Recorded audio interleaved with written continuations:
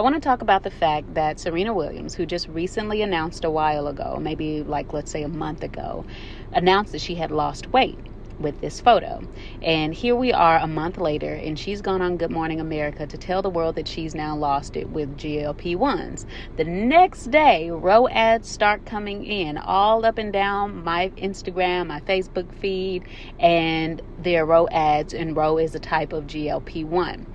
I want to talk about what this means for you and consumerism as it relates to your life, your dreams, and in my opinion, in my observation with research-backed studies from things that have happened in the past. So let's talk about how I think if we're not careful, we'll end up being victims even more than we are, and have a tendency to be naturally guilty here to these large corporations who are thinking that they're outsmarting us, but they're really not.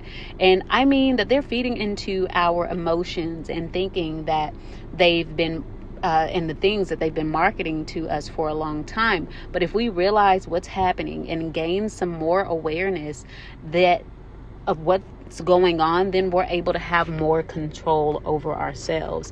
Even for those who want to take GLP-1, I think that there's nothing wrong with a little extra help.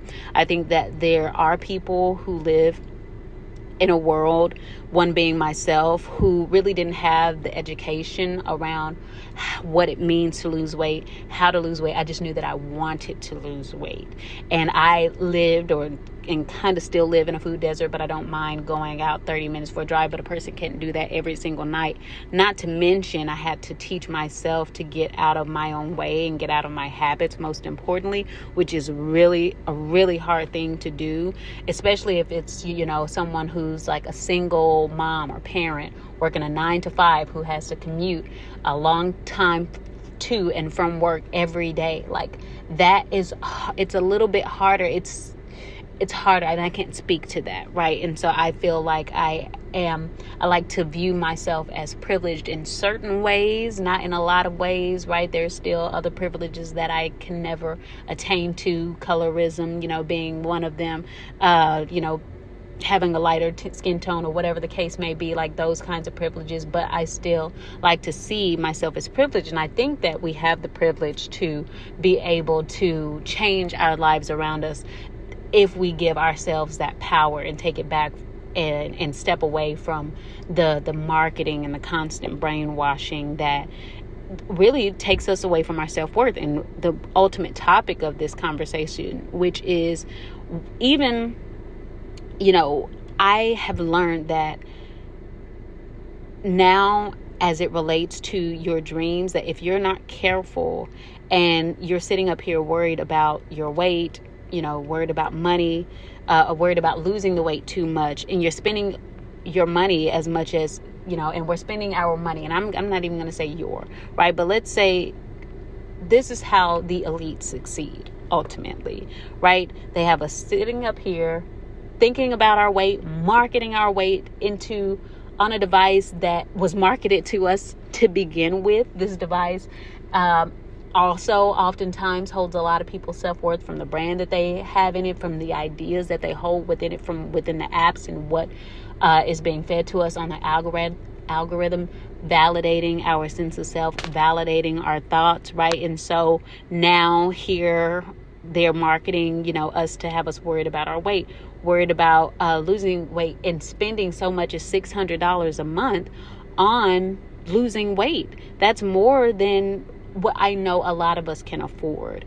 And I say that because at the end of the day, we got to look at who they're marketing it to. It is the people who they also market the unhealthy foods to. I literally, in the demographic map for the amount of people that are marketed to, are the same amount of people who live, super close to a liquor store, super close to the fast food places.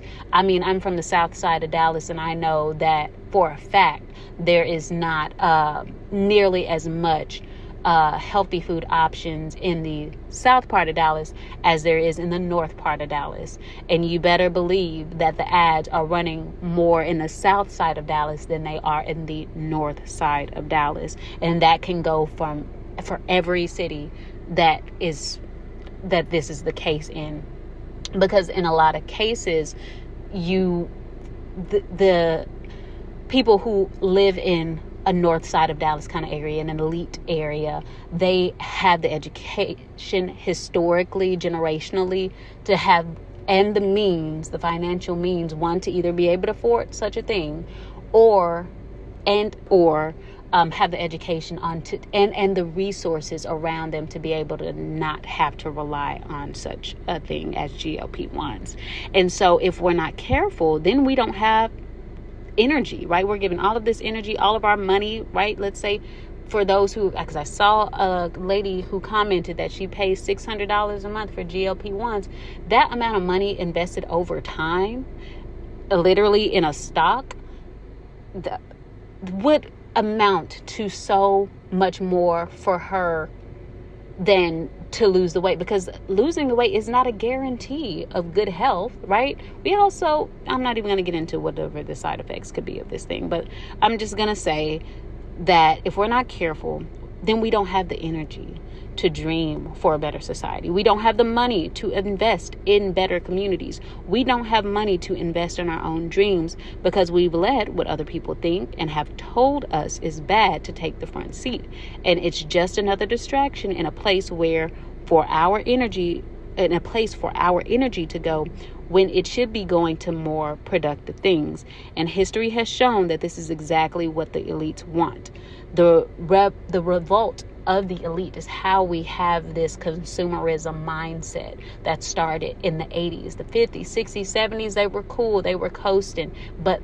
And when I say they, the middle class got so close to making so much money that the elites were making that they literally revolted in the Ronald Reagan era, and they took back a lot of their power and were stuck in this aftermath.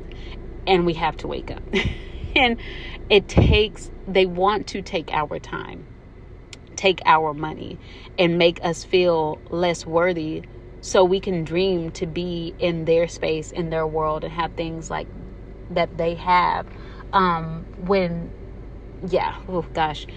even get me started. But that is another topic for another day. I'm going to put a pin in this because I like to be mindful that ultimately my goal is to bridge the gap between potential and success for you.